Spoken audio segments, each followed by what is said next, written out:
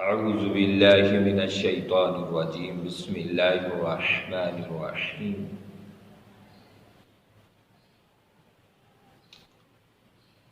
فاذکرونی اذکرکم واشکروا لی ولا تکفرون صدق اللہ العظیم۔ اللہم صلی علی سیدنا و مولانا محمد وبارک وسلم وصلوا علیہ۔ رب ذوالجلال نے ارشاد فرمایا کہ بندے تم میرا ذکر کرو، میں تمہاری طرح طرح سے حفاظت کروں گا۔ اب ذکر میں کیا ہوتا ہے؟ صرف اللہ اللہ کرنا نہیں، ذکر یہ ہوتا ہے کہ اللہ کے حکم کی پاسداری کرنا، اللہ کے احکامات کی تکمیل اور اللہ کے احکامات کی تعمیل کو تکمیل تک پہنچانا، پایہ تکمیل تک پہنچانا۔ تو رب ذوالجلال کا جب بندہ ذکر کرے یعنی اسی کی فرما برداری کرے، اطاعت کرے اور اسی کا جب ہو کر رہ جائے تو رب ذوالجلال اس کی طرح طرح ہر جگہ سے حفاظت فرماتا ہے۔ والذین جاہدوا فینا لنہدینہم سبلنا، اللہ فرماتا ہے جو ہماری راستے میں، ہماری اطاعت میں اور اتباع میں اور ہماری فرما برداری میں جو احباب محنت کرتے ہیں، جدوجہد کرتے ہیں، ہم ان کے لیے راہیں آسان کر دیتے ہیں، ہم ان کے لیے راہیں کھول دیتے ہیں۔ لہٰذا جو احباب اللہ کی حفاظت میں آنا چاہتے ہیں وہ اللہ کی پہلے اطاعت میں آئیں، اللہ کی فرما برداری میں آئیں۔ جب اللہ کی فرما برداری میں آئیں گے تو رب ذوالجلال خود حفاظت فرمائے گا۔ آج ہم کرونا وائرس کا علاج آزان دے کر کرنا چاہتے ہیں۔ آج ہم کرونا وائرس کا علاج چھوٹے چھوٹے طریقوں سے کرنا چاہتے ہیں۔ یہ بہت بڑا خدا کا عذاب آ چکا ہے اور اس کے لیے بہت بڑا علاج چاہیے ہے۔ یہ چھوٹی موٹی باتوں سے اب نہیں کام چلے گا۔ کتا اگر کنویں میں گر جائے پہلے پانی نہیں نکالتے، پہلے کتے کو نکالا جاتا ہے۔ یہ شریعت کا مسئلہ ہے، فقہ اسلامی کا مسئلہ ہے۔ آپ فقہ کی جو کتاب پڑھیں، پہلے کتے کو نکالیں گے، پہلے نجاست کو نکالیں گے، پہلے گرے ہوئے مردار کو نکالیں گے، پھر آپ پانی کو نکالیں گے، کنواں صاف ہو جائے گا۔ اگر کتا کنویں میں رہے اور آپ 200 ڈول نہیں، آپ 2000 ڈول بھی پانی کے باہر نکال دیں، کنواں پاک نہیں ہوگا۔ اس لیے ہمیں اب بیماری جو لگ چکی ہے، یہ استغفر اللہ، یہ کینسر کی بیماری ہے۔ یہ کرونا وائرس ایمانیات میں یہ کرونا وائرس یہ ایک کینسر اختیار کر چکا ہے، کینسر کی شکل اختیار کر چکا ہے، لیکن ہم ڈسپرین کے ساتھ اس کا علاج کرنا چاہتے ہیں، ہم آزان دے کر اس کا علاج کرنا چاہتے ہیں۔ آزان دیں، ہم نے خود آزانیں دی ہیں، ہم آزان کا بھی کہہ رہے ہیں، مگر یہ علاج اتمام نہیں ہے، یہ علاج تمام نہیں ہے، یہ علاج مکمل نہیں ہے۔ یہ آپ ٹائر میں اگر کانٹا لگ جائے اور پنچر ہو جائے تو آپ پنچر لگاتے جائیں، کانٹے کو نہ نکالیں تو وہ دوبارہ پنچر ہوتا رہے گا۔ اسی طرح آج ہم خدا کو دھوکہ دینا چاہتے ہیں، ہم گناہوں کو چپٹے ہوئے ہیں، گناہوں میں اسی طرح ملوث ہیں۔ جو بے حیائی، جو عریانی، جو فحاشی جو چل رہی ہے وہ چل رہی ہے۔ آج تک اس وائرس کی وجہ سے، اس خطرناک موذی اور مہلک مرض کی وجہ سے آج تک پاکستان میں ایک قانون بھی پاس نہیں ہوا جو شریعت کے عین مطابق ہو، جو تقریباً عورتوں کے سروں پر دوپٹہ ہی ڈال دے۔ آپ ٹی وی چینلز دیکھیں، آپ جہاں بھی دیکھیں، کوئی شریعت کی آپ کو پاسداری نظر نہیں آئے گی۔ لوگوں تم یہ چینل کے جو قوانین ہیں یہ بھی نہیں توڑنا چاہتے، اسی کو قربان خدا کی بارگاہ میں نہیں کرنا چاہتے، اور تم چاہتے ہو کہ کرونا وائرس کا علاج ہو جائے۔ یہ ایک ناممکن کوشش ہے، یہ اللہ کو دھوکہ دینے کے مترادف ہے۔ اللہ اس طرح راضی نہیں ہوگا۔ اللہ نے اپنا تعارف کرایا بسم اللہ الرحمن الرحیم کہ وہ اللہ ہے، وہ رحمان ہے، وہ رحیم ہے۔ ہم نے اس کی رحمت سے ناجائز فائدے اٹھائے، ناجائز مقاصد حاصل کیے، ہم نے اس کی رحمت سے ناجائز کام بہت زیادہ کر لیے، وہ رب ناراض ہو گیا۔ اب ہم چاہتے ہیں کہ صرف اذان سے ہی وہ رب راضی ہو جائے، یہ نہیں ہو سکتا۔ ہمیں اپنے دل کے کنویں سے کتے کو نکالنا ہوگا، مردار کو نکالنا ہوگا، تکبر کو نکالنا ہوگا، غرور کو نکالنا ہوگا، خلوص کو لے آنا ہوگا، ہمیں قرآن کی طرف آنا ہوگا، ہمیں ہمدردی کی طرف آنا ہوگا، انسانوں کے ساتھ بیہیویئر اچھا کرنا ہوگا، اخلاق اچھا رکھنا ہوگا، کردار اچھا کرنا ہوگا۔ ہمیں عالمی سطح پر توبہ کرنے کی ضرورت ہے، اور جو جو شریعت کے خلاف کام ہیں سب چھوڑنے ہوں گے۔ اگر ہم وہ شریعت کے کام بھی کرتے رہیں اور سمجھیں کہ اللہ ایسے ہی راضی ہو جائے، ایسے راضی نہیں ہوگا، رب ایسے راضی نہیں ہوگا۔ ہم آذان سے ہی رب کو راضی کرنا چاہتے ہیں، یہ آذان سے راضی نہیں، توبہ سے راضی کرنے والی بات ہے۔ ہمارے اندر ابھی تک سچائی نہیں آئی، صداقت نہیں آئی، شجاعت نہیں آئی، ایمانداری نہیں آئی، ہم ابھی بھی ذخیرہ اندوزی کر رہے ہیں، احساس نہیں ہے۔ لوگوں، جو سچائی ہے، سچائی کتنی فضیلت رکھتی ہے، کتنی اہمیت رکھتی ہے۔ حجاج بن یوسف کے بارے میں آتا ہے کہ وہ ایک دفعہ خطبہ دے رہا تھا، لمبا خطبہ اس نے کر دیا۔ ایک نمازی کھڑے ہوئے اور انہوں نے کہا، حجاج بس کرو، وقت کسی کا محتاج نہیں، وقت گزرے جا رہا ہے، نماز شروع کریں، نماز کا ٹائم ختم نہ ہو جائے۔ حجاج بن یوسف چونکہ بہت بڑا ظالم بادشاہ تھا، بہت قاتل بادشاہ تھا، تو اس نے اس کو گرفتار کرا لیا، اریسٹ کرا کے جیل میں ڈال دیا۔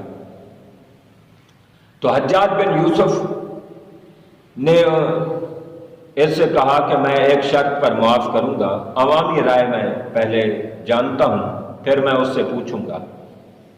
عوام نے جو ہے نا اس بندے کی سفارش میں حجاج بن یوسف کو کہا کہ وہ دیوانہ ہے، پاگل ہے، تم اسے چھوڑ دو، اس نے بات کر لی ہے، وہ اس کا دماغی توازن ٹھیک نہیں ہے، عقل اس کا درست نہیں ہے، لہذا اسے چھوڑ دو۔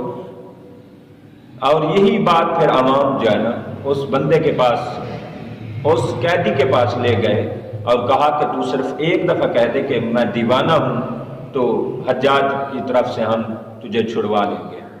جب اس بندے کے پاس، قیدی کے پاس پہنچے تو اس نے کہا، بھئی میں تمہاری ہر بات کو مانتا ہوں، تم ہمارے پڑوسی ہو، رشتہ دار ہو، عزیز ہو، اقارب ہو، میرے دوست ہو، احباب ہو، لیکن میں تمہاری اس بات سے ایگری نہیں ہو سکتا، میں تمہاری اس بات پہ نہیں آ سکتا، اس لیے کہ رب نے مجھے دیوانہ بنایا ہی نہیں ہے، رب نے مجھے بے وقوف بنایا نہیں ہے، رب نے مجھے عقل دی ہے، عقل سلیم دی ہے، میرا دماغی توازن ٹھیک ہے، میں کیوں رب کا شکوہ کروں اور رب کی شکایت کروں اور رب کو ناراض کروں، اور جو رب نے مجھے نہیں دیا ہے عذاب، میں اس عذاب کا رب پر تہمت اور الزام کیوں لگاؤں؟ میں ایک حجاج نہیں، کروڑ حجاج بھی آ جائیں، مجھے جان کی فکر نہیں، مجھے ایمان کی فکر ہے۔ میں ایسا جھوٹ اور رب پر الزام اور تہمت، الزام تراشی میں نہیں کر سکتا۔ حجاج بن یوسف کو پتہ چلا کہ وہ اکڑ چکا ہے اور وہ صداقت پر ڈٹ چکا ہے، استقامت کا پہاڑ بن چکا ہے، تو حجاج کا دل روشن ہوا اس کی صداقت کی وجہ سے۔ حجاج نے کہا، میں اسے بری الذمہ کرتا ہوں، میں اسے بری کرتا ہوں اور آزاد کرتا ہوں اس کی صداقت کی بنا پر۔ لوگوں، صداقت ایسا ایک تیر ہے، صداقت ایسا تلوار ہے، صداقت ایسا ہتھیار ہے، صداقت ایسا کارنامہ ہے کہ بڑے بڑے کا دل روشن کر دیتی ہے۔ آج ہمیں صداقت کی طرف آنا ہوگا، سچائی کی طرف، اپنے معاملات میں سچائی، دین میں سچائی، سیاست میں سچائی، سماجت میں سچائی، ہر طرف جب ہم صداقت کو منظر عام پہ لے آئیں گے، رب راضی ہوگا۔ رب کو یوں راضی کریں، یہ نہیں کہ عمل سارے کرتے جائیں، لیکن عمل سارے کر کے ہم خدا کو صرف اذانوں سے ہی راضی کرنا چاہیں، یہ نہیں ہو سکتا۔ یہ دھوکہ دنیا کو ہم دے سکتے ہیں، رب کو نہیں دے سکتے۔ ایک دفعہ حجاج بن یوسف دو آدمیوں کو سزا دے رہا تھا۔ ایک مجرم نے کہا، حجاج میرا تم پر حق ہے، لہذا مجھے معاف کر دو۔ اس نے کہا، کیا حق ہے؟ اس نے کہا، حق یہ ہے کہ ایک بندہ تجھے گالیاں دے رہا تھا، میں نے اسے روکا، تجھے گالیوں سے بچایا۔ اس نے کہا، کوئی گواہ؟ اس نے کہا، گواہ یہ میرا دوسرا قیدی ہے، میرا دوسرا بھائی ہے۔ اس نے کہا، ہاں بھائی، اس نے گالیاں دینے والوں کو روکا ہے۔ جی بالکل روکا ہے۔ تو حجاج نے کہا تو نے کیوں نہیں روکا؟ اس نے کہا میں کیوں روکتا، مجھے تو پسند ہی نہیں آئی، مجھے تیری عادات و اطوار مجھے پسند نہیں آئے، میں کیوں خوشامد کرتا، جو کہہ رہے تھے وہ ٹھیک کہہ رہے تھے، میں کیوں روکوں، مجھے تو پسند ہی نہیں ہے۔ حجاج بن یوسف نے اس کی صداقت دیکھی، ایمانداری دیکھی، اس نے دونوں کو آزاد کر دیا۔ حجاج بن یوسف جیسا قاتل اور ظالم بادشاہ کے دل اگر سچائی سے روشن ہو سکتے ہیں تو میرے یارو، اگر سچائی ہمارے معاملات میں آ جائے، ہمارے کاروبار میں آ جائے، ہمارے طریقہ کار میں آ جائے، ہمارے دین میں آ جائے، ہماری دنیا میں آ جائے، ہمارے گھروں میں آ جائے، بازاروں میں آ جائے، گلیوں میں آ جائے، چوک میں آ جائے، ہر جگہ جب سچائی فروغ پا جائے گی، رب راضی ہو جائے گا۔ اور اسی طرح پیارے دوستو، نوشیروان ایک بادشاہ تھا۔ یہ شروع کے زمانے میں ہے عادل بادشاہ تھا، لیکن شروع کے زمانے میں یہ عیش و عشرت کرتا تھا۔ اپنی دور حکومت کے ابتدائی ادوار میں یہ ایسے ہی عیش و عشرت کرتا تھا، عوام کی پرواہ نہیں کرتا تھا۔ اس کے پاس ہی ایک امیر آدمی تھا جو بہت سخی آدمی تھا اور بہت اچھا آدمی تھا، بہت اصول والا آدمی تھا۔ تو نوشیروان اسے اپنا بیس تبدیل کر کے، شکل تبدیل کر کے رات کے اندھیروں میں وہاں گیا۔ تو اس سخی نے لالٹین جلایا، روشنی کا انتظام کیا اور نوشیروان کی بڑی خدمت کی، جیسے وہ مہمانوں کی تواضع کرتا تھا، غریبوں کی مدد کرتا تھا، جیسے وہ اللہ کے راستے میں نثار کرتا تھا، اس نے حسب معمول وہی کیا۔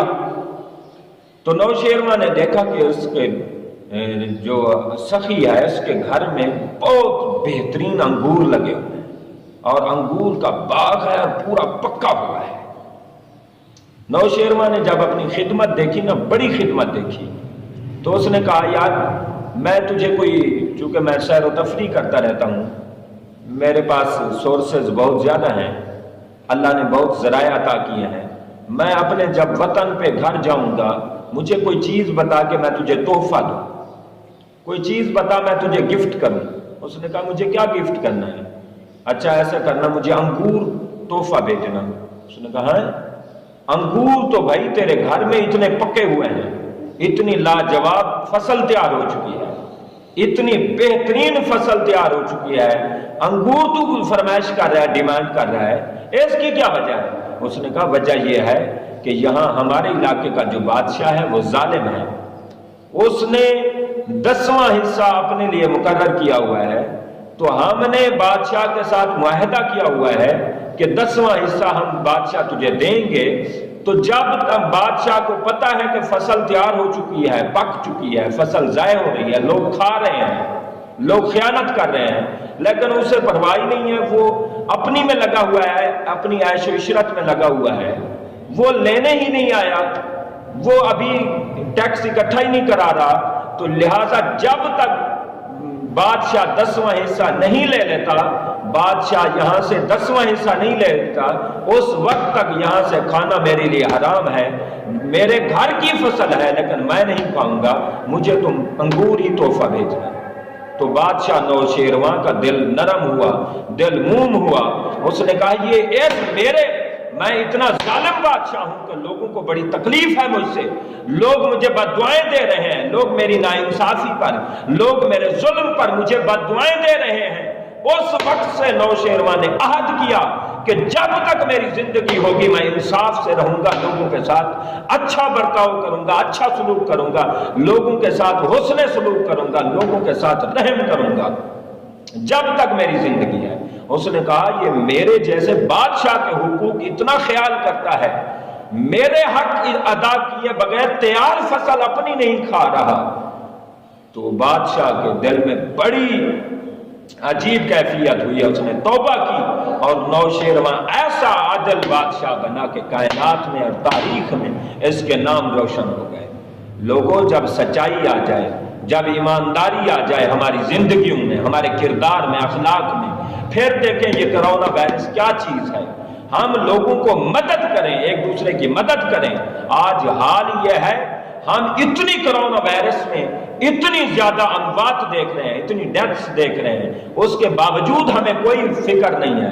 ہم میں اور بنی اسرائیل میں کیا فرق ہے؟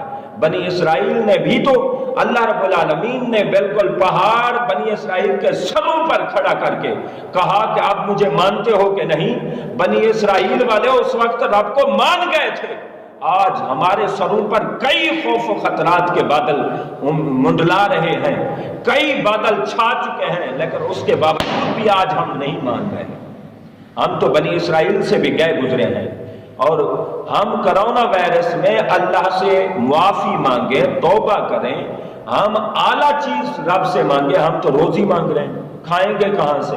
پیارے، جب ہم اعلیٰ چیز نہیں مانگیں گے، ادنا چیز مانگیں گے، رب ناراض ہوگا۔ بنی اسرائیل نے بھی ایسے کیا تھا۔ بنی اسرائیل نے کہا وَإِذْ قُلْتُمْ يَا مُوسَىٰ لَن نَّصْبِرَ عَلَىٰ طَعَامٍ وَاحِدٍ، من اور سلوہ اترتا تھا، اعلیٰ کھانا اترتا تھا، لیکن انہوں نے کہا ہمیں من بقلیہا و کسائیہا و فومیہا و عدسیہا و باسالیہا۔ قال اتستبدلون الذی ادنا هو ادنا الذی هو اتستبدلون الذی ادنا بالذی هو خیر، فرمایا کیا تم خیر چیز کو ادنا چیزوں میں تبدیل کرتے ہو؟ اِہْبِطُوا مِصْرًا فَإِنَّ لَكُمْ مَا سَأَلْتُمْ وَضُرِبَتْ عَلَيْهِمُ الذِّلَّةُ وَالْمَسْكَنَةُ۔ اللہ نے فرمایا پھر نکل جاؤ یہاں سے اور جاؤ، جو چیز تم مانگ رہے ہو وہی تمہیں ملے گی۔ آج بنی اسرائیل نے جو چیزیں مانگی، من بقلیہا و کسائیہا و فومیہا و عدسیہا و باسالیہا، 5 چیزیں مانگی، یہ کوئی حرام نہیں تھی۔ حلال کے مقابلے میں انہوں نے حلال چیز مانگی، حلال چیز کے مقابلے میں حرام چیز نہیں ہے، حلال چیز مانگی، لیکن ادنا درجے کی تھی۔ رب نے ناراضگی کا اظہار فرمایا۔ ہم حلال چیزیں آج نہیں، حرام چیزیں، اور حرام چھوڑ بھی نہیں رہے، اور حرام چھوڑ بھی نہیں رہے، اور کہتے ہیں ہم رب راضی ہو جائے۔ ایسے کیسے راضی ہوگا؟ ایک ہمیں حرام چھوڑنا ہوگا، سچائی لے آنی ہوگی، ایک دوسرے کے ساتھ ہمدردی کرنی ہوگی۔ ہمدردی ہم کوے سے کر لیں۔ یہ کوے، آپ کسی کوے کو پکڑ لیں، پھر دیکھیں کہ کتنے کوے اکٹھے ہو جاتے ہیں اور احتجاج کرتے ہیں اور چیختے ہیں، پکارتے ہیں، اور اپنا جو ہو سکتا ہے وہ کر گزرتے ہیں۔ وہ ساری کوششیں کرتے ہیں ایک کوے کو بچانے کے لیے۔ آج ہم انسانوں کو بچانے کے لیے کتنی کوشش کر رہے ہیں۔ یہ کوے ہم سے اچھے ہیں اس لیے کہ کوے کی عمر زیادہ ہوتی ہے۔ انہی کووں نے جناب عمر بن عبدالعزیز کا دور دیکھا ہے، جناب عمر فاروق کا دور دیکھا ہے، جناب ابوبکر صدیق کا دور دیکھا ہے، جناب آقا علیہ السلام کا خیر القرون دیکھا ہے۔ یہ کوے بڑے اعلیٰ دور دیکھ کے آئے ہیں، اور وہی طریقے ان کے آج تک آ رہے ہیں، آج تک ان کی رسم و رواج وہی آ رہے ہیں پچھلے دور کی۔ ہم اگر احساس ایک دوسرے کا کرنا چاہتے ہیں، جیسے قبر کے حوالے سے ہم نے کوے کو استاد مانا ہے، ہم ایک دوسرے کے ساتھ احساس میں بھی کوے کو استاد مانیں۔ ہم اتنا ایک دوسرے کے ساتھ جب ہمدردی کریں گے، اللہ راضی ہوگا۔ میرے چند کلمات